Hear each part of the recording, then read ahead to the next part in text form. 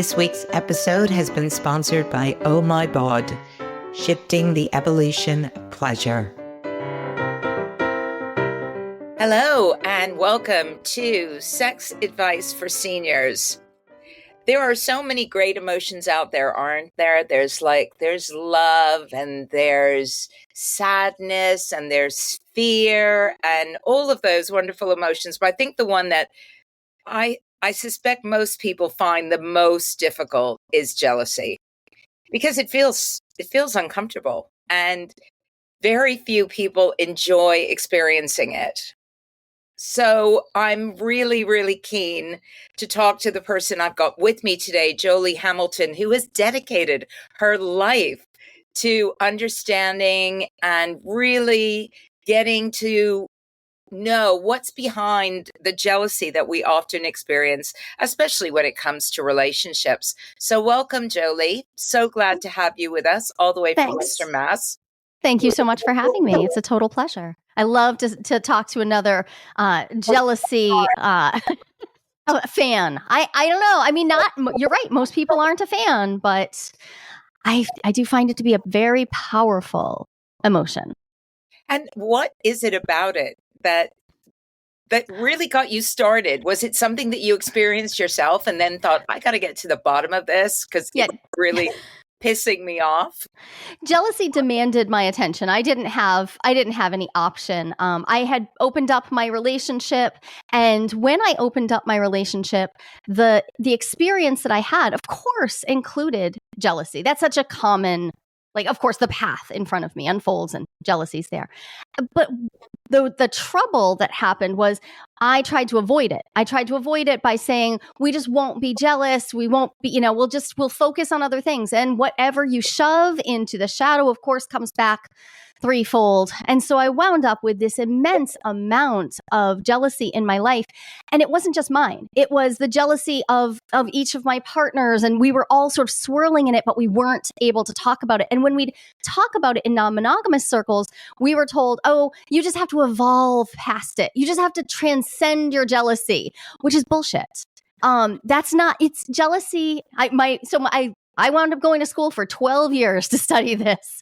And what I have found is, jealousy was hardwired in. It has a purpose. It has an archetypal purpose for us. It's there to keep us connected to our valuable others. And yet, because it is also hardwired into our nervous system, it is uncomfortable. And we do have to learn how to reframe it, learn how to re-understand it. It's hard. And I like messy stuff. So I was game. Cool. I mean, I had a very weird situation, I must admit, and it's never reoccurred in my life, where I was with someone. We were kind of, I wouldn't say we were opening up our relationship as much as we were kind of swinging. And his kink was that he liked to see me with other people. This was over 20 years ago.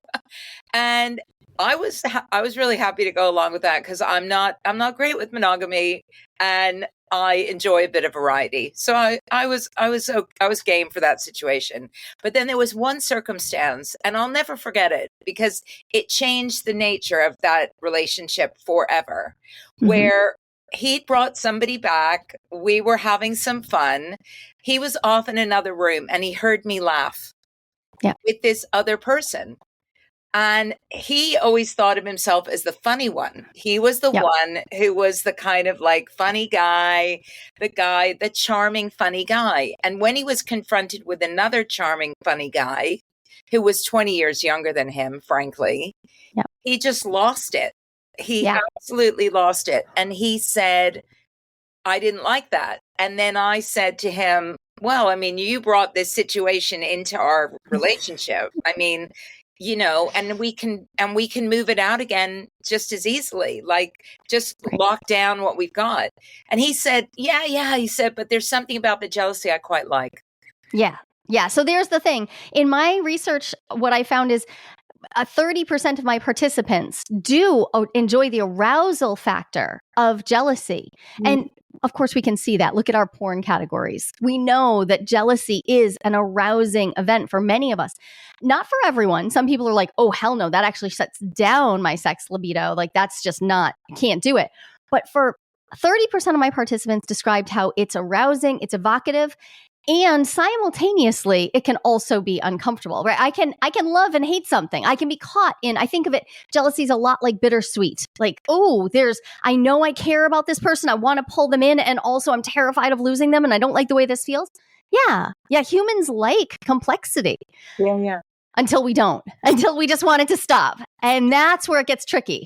Yeah. And I suppose that's the thing, is because that's what happened with us. It got tricky, and we just shut down. We shut down all the extracurricular activities, and we never really confronted what was actually going on, which I suspect was the biggest issue of the whole thing, was that we just kind of went, well, that didn't work. That made you really uncomfortable. We're just going to stop that now. Yep. And then we did. So that's it. But I think I would say that generally most of my situations where that may involve other people, I don't really want to know too much about what they're doing, if I'm really honest. And and because there is some aspect of jealousy around that, just even if it's teeny weeny, and I don't want to feel it. Yeah. And everybody's different. So some people seek safety through more transparency, and some people seek safety through more privacy. And neither of those is right or wrong. Where we get into trouble, especially in our conscientious opening relationships, like we're trying to do things well, and we're trying to find the blend of transparency versus privacy that actually works for us. And often it feels different for everybody in the relational ecosystem. And so now we're trying to weigh, like, okay, well, I feel safer if I tell you everything, and you don't want to know this, or you really need details, but my other partner really isn't comfortable with me sharing details. And so working that all out, a lot of people hope that opening up will just be instantly fun.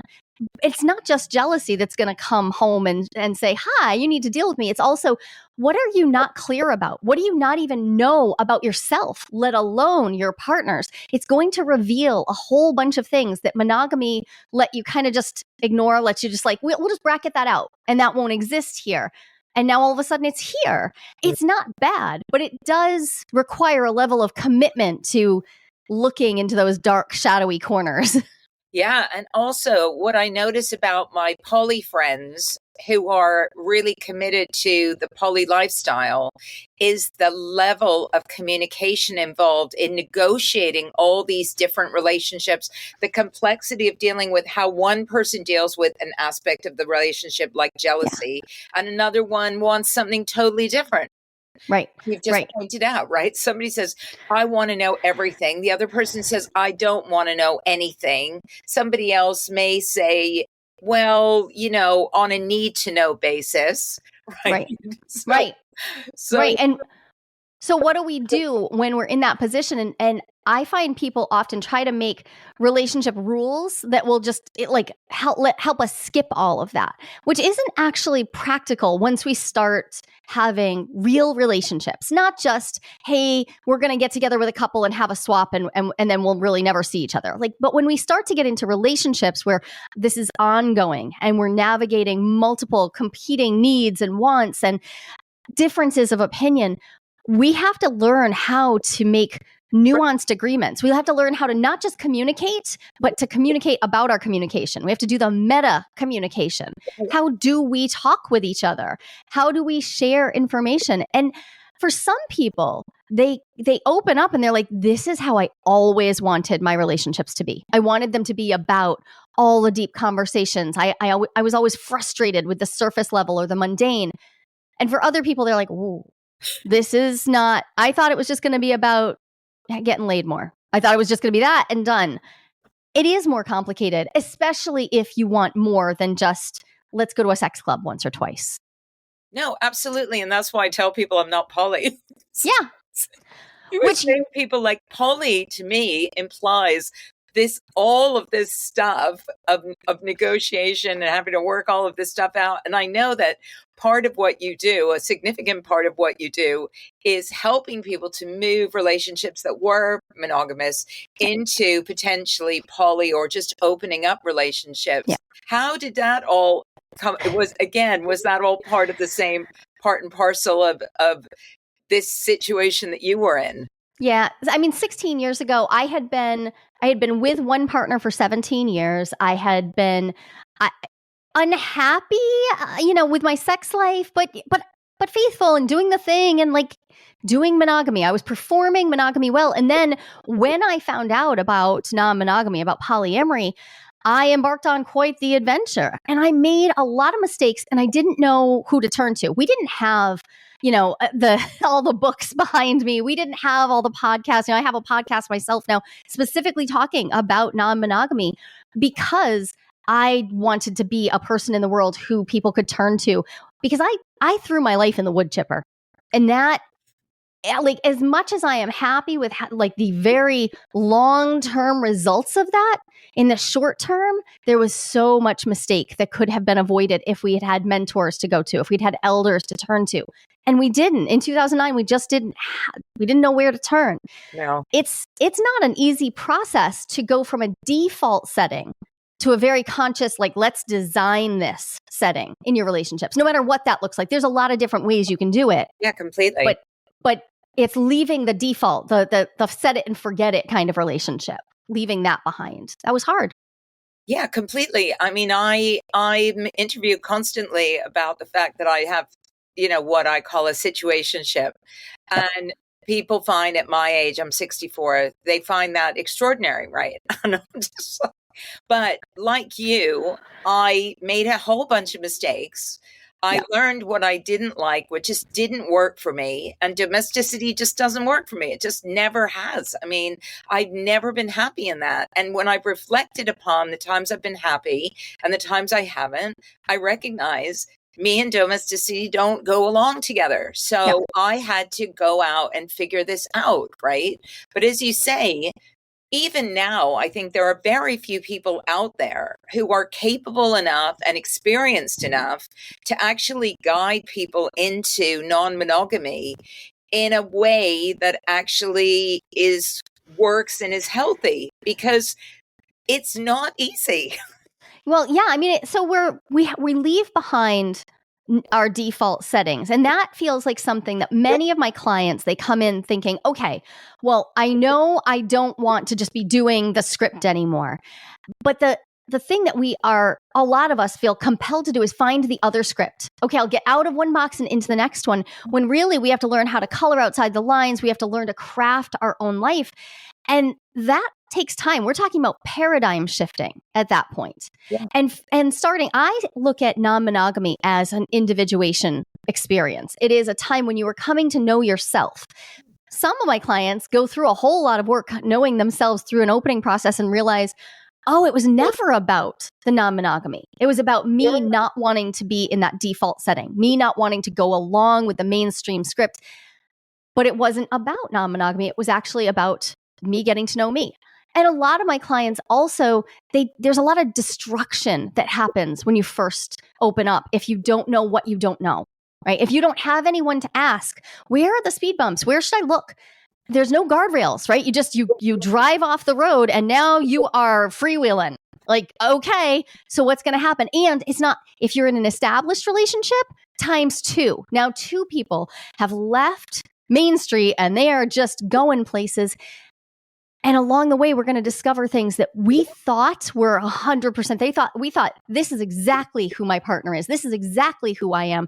And we're going to be confronted with how we actually show up, how our partner actually shows up. It's not uncommon for me to meet people who are like, okay, I'm a year in and I don't know, I keep breaking my agreements. What's going on? Like, why? And they're confronting this part of themselves that keeps people pleasing, keeps saying yes to things that they're not actually a yes to, or keeps over promising and then under delivering.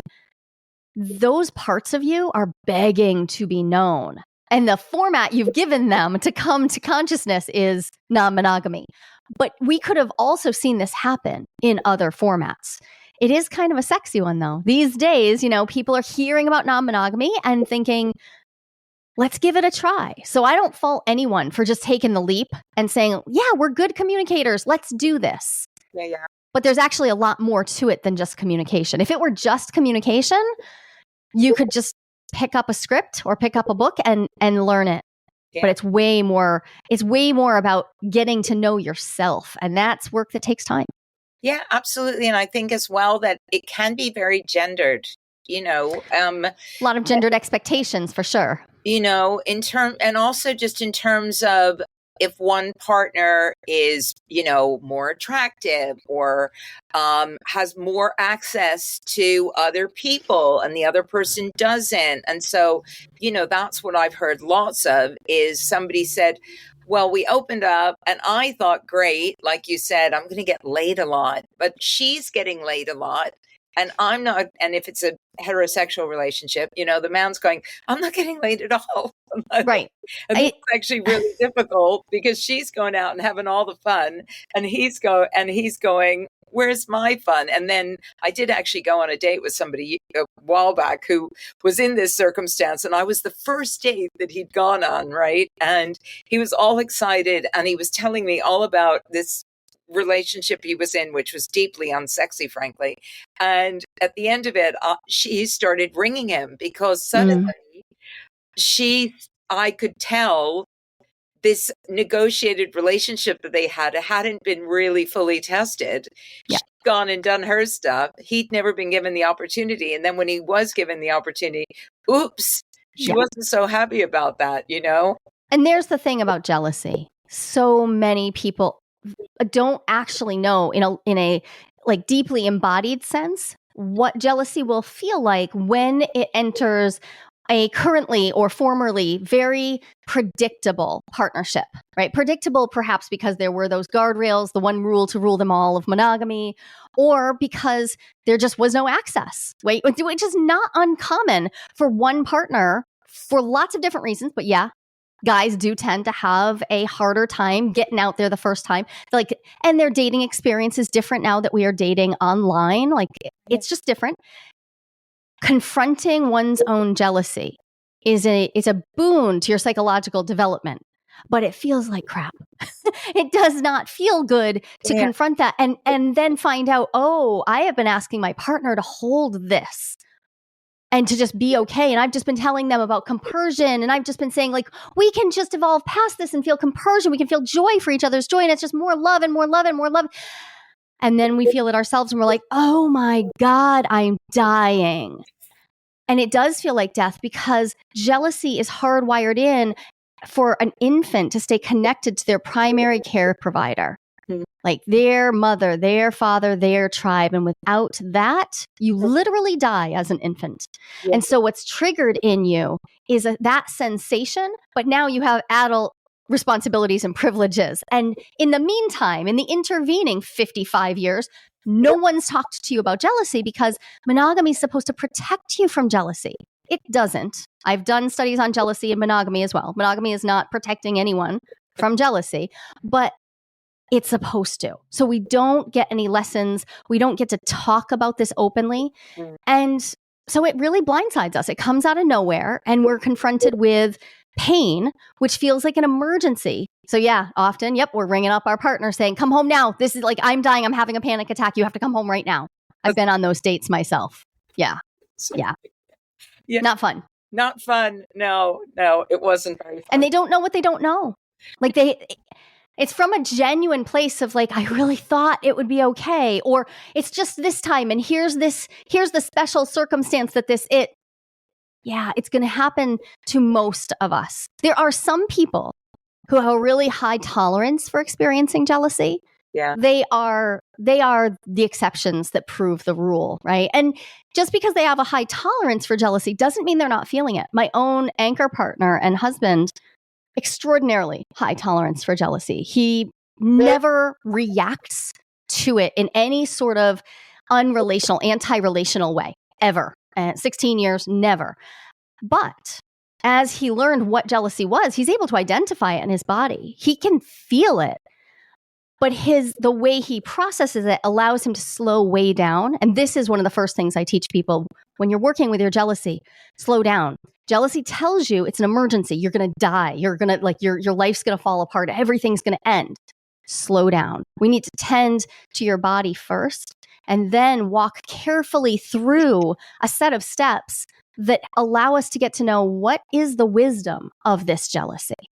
That's so interesting. And I was going to ask, what is a practical tip for when you do feel that intense surge of it is energy and It's also energy. anxiety and fear and all the Yeah. stuff that you experience during jealousy? What is the best way that you can cope with that? Yeah, so my research initially was designed to just reveal what people's lived experiences of jealousy were. Yeah. But through that research, it became very obvious that people who were successfully managing jealousy all did the same thing. And the very first thing that they did was slow down and notice, oh, there's sensations in my body. I'm feeling away, and name it. They didn't get shameful about their jealousy. They didn't shame themselves for feeling it. They named the jealousy and they learned techniques to be with it in their body. Actually slow down and be present. So there are a lot of different tools we can use here. I prefer neurosomatic intelligence because it's so actionable. It's a very easy to learn system for working with your nervous system. And jealousy is going to give you a big lightning strike to your nervous system. So we slow down and we deal with that. And only after we've learned to do that, to be with the jealousy, then we work on what's the narrative behind your jealousy? What are the stories you're telling about what this jealousy means? And what are the needs? What are the underlying needs? And how do we negotiate with our partner about those needs? But we usually rush to the end steps and we skip the beginning ones because the beginning ones require us to slow down and be the grown-ups that we mean to be in our relationships. It's hard. Yeah. And I also think that because all of this stuff is so new, opening up relationships, dealing with your partner, being with other people, we don't have much familiarity with any of these situations. Many times the first thing that happens, I imagine, is you just run away. You just run away and you just run away or deal with this. Yeah, it usually goes one of two ways. We either run away, the avoidant approach, or we cling and control. We try to micromanage everything. We start orchestrating so that we can see everything. We get super hyper vigilant. Both of those are trauma responses. Yeah. And they're reasonable up to a point. They're reasonable because they did keep you safe in the past. But if you want to intentionally negotiate your relationship and start having more diverse experiences than monogamy provides, then we do have to learn, what's it going to require for me? And it's different. I experience quite a lot of jealousy. I do not have a high natural threshold for jealousy. Yeah. So what I have to do when jealousy shows up is so different from what my partner has to do. We live in the same house, so I watch what he has to do versus me. It does not feel fair. It's because life isn't fair. Nature isn't fair. Yeah. But years and years of practice later, I don't run away. In fact, I lean right into it because what I found is when I run away, all I'm doing is delaying it and it's growing bigger and bigger and bigger in the shadows. My imagination starts creating even more layers to the jealousy than are practically in an embodied way present. Yeah. And I'm guessing a lot of this, because you've been in a long-term relationships and obviously made the mistakes, decided that you were going to try and work on them together and come through this experience, being better communicators, understanding what's going on with each other. What's your advice when I always think, what's the advice when you're first going to get together with someone around all of this, right? Because you can get together and then you can make all the big mistakes, and that's part of being in a relationship, right? But the other side of it, of course, the flip side is that you can try and avoid some of these things happening before you decide that you're going to get massively involved. So what would your suggestion be to someone who's just meeting someone, just on their very first few dates? What would you suggest to them? Yeah, well, the first thing is, are you doing your own work? Like, if you aren't doing your own consciousness developing work, and I mean this is not actually a hippy dippy light and floaty thing. This is digging in, either going to therapy, going to analysis, putting yourself into learning environments where you can know yourself and how you show up in relationship. Do that whether you are in a long-term relationship or not. If you haven't had some years spent digging into who you are and how you got here, do that. But then when you're in those first dates, remember, a lot of how the relationship norms will be set are going to happen between dates 1 and 12. in those first, maybe 3 months of dating, Yep. we start to develop expectations. Make them visible. Make your expectations visible. Make your partner's expectations visible by asking them questions. Learn how to start instilling the values of communication and negotiation right away. And if they push back against that, if they're not available to say establish a really basic norm, like when is it good for us to communicate, and how long is an okay break to take between communication for you? How does that work? How does that land? If they don't want to talk about that and they're like, no, let's just let everything flow, then they're not available to build a really conscious relationship with you, and that's fine. You have to then decide, can I be in a light, casual relationship that's not going to have established norms, somebody who's not going to be my individuation partner? Yeah. Or is this just not the right match for me? Because you're setting up those norms right at the beginning. Yeah. And I see so many people get to around the 18-month to 2-year mark, and they're like, oh, this just isn't, this is hard now. It's not the way I thought. Nothing's going the way I expected.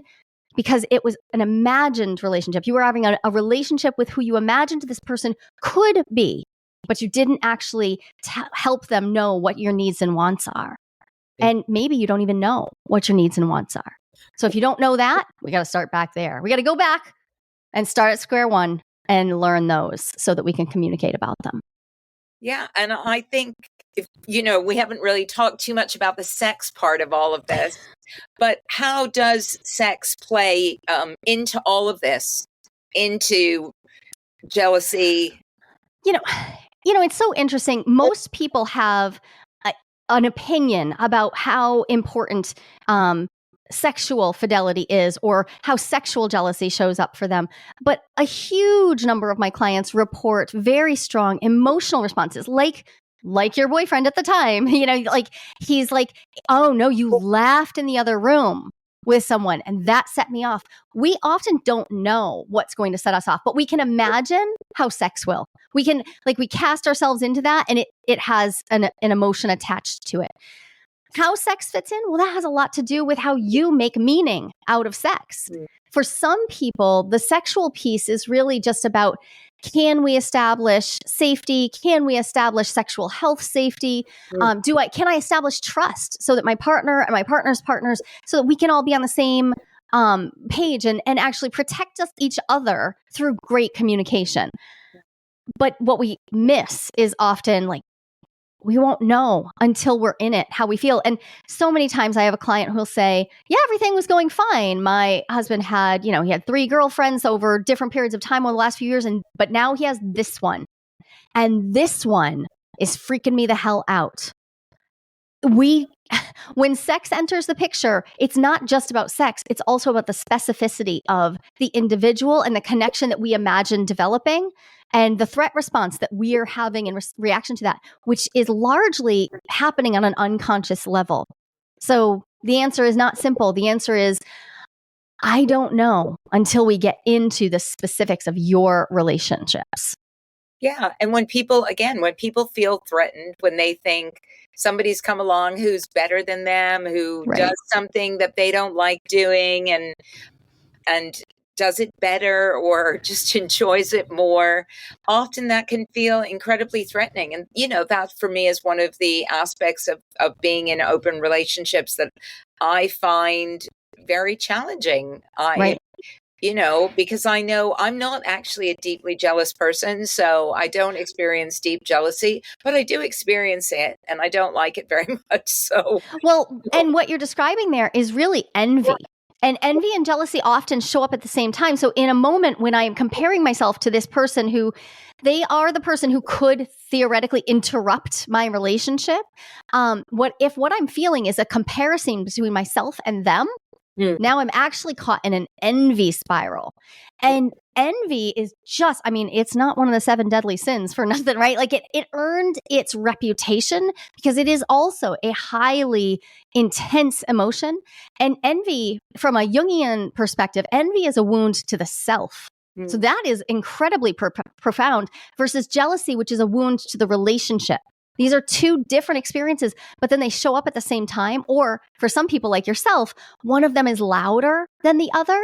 Yeah, yeah. And getting to know that also can help us work with, oh, if this is envy showing up, well, the beginning steps are still going to be the same. I got to slow down. I got to deal with my body. I got to name what's happening. But the story behind it is going to be very different, because if it's not about, oh, this relationship is threatened, but it's about, I feel worth problems. I feel like I do not measure up in comparison. Now I got to go back to the drawing board with myself and dig into, like, how am I holding myself? How's my self-esteem? Yeah, completely. That's a very, very, very good point. Is there anything else that we haven't touched upon that I'm sure there's loads of stuff. There's so much, but I think something to just, since this might be heard by people who are really in that space of like, I don't know, is this something I really want it, but I keep thinking about it and then we don't do anything. I like to remind people that if you're thinking about it, bringing it up to an established partner, the idea of opening up, don't wait forever. Because the longer you're waiting, you're educating yourself, you're listening to podcasts like this, you're actually widening the gap of knowledge between you and your partner. So I encourage everyone, even if you are the initiating partner and you are like, I'm going to have a reluctant partner at home, I encourage you to think about this as a conversation to bring in before you want to take action. A lot of times people come to me after they have already fallen for somebody else, or they have somebody in their sight line, and we can work with that. But I got to tell you, there's going to be repair at that point. There's going to be a lot more, and it's going to go way slower than you want it to. So if you're in the fantasizing stage, I encourage you to look at having the conversations now while it's an exploration from a truly uninvested perspective. Very different than when I'm all in and I'm like, I'm in love with someone, so you got to get used to this. Yeah, it's an amazingly good point, and one that I think more people should consider. Yeah. Because let's face it, often it may be something that we fantasize about and we never do anything about, Right. Or it may be something that we fantasize about and we actually take action. Mm-hmm. It's a bit like, if you're still unsure of your sexuality, if you're still thinking about other things, right? It's just best to let your partner know, look, this is something that goes around in my brain. It might lead to nothing, and Right. it might lead to something, but we probably should just talk about, if it did lead to something, how you'd feel about that, right? Yeah, I always tell people there are great ways to have this conversation. I actually have a conversation that I recorded with my husband that's designed to help people figure out, like, how do I invite my partner into this? It's called the Easy Conversation Guide, because there is nothing easy about this conversation if you've never had it before. I strongly recommend people consider how they approach this to be something to take seriously, but also not to just keep thinking, I'm just going to learn one more thing. I'm just going to keep learning. When I've got it all figured out, then I'll tell my established partner. Bring them into the picture sooner than later. Yeah. Joli, it has been an absolute delight talking to you, and I've learned an enormous amount about jealousy, and I'm sure that everybody else is now going and researching your name and trying to find out as much as they can about it, because it's such an interesting topic. I find it fascinating. So thank you so much for taking the time to speak with me. I'm really grateful. And thank you. Have a lovely, lovely day. You too, Suzanne.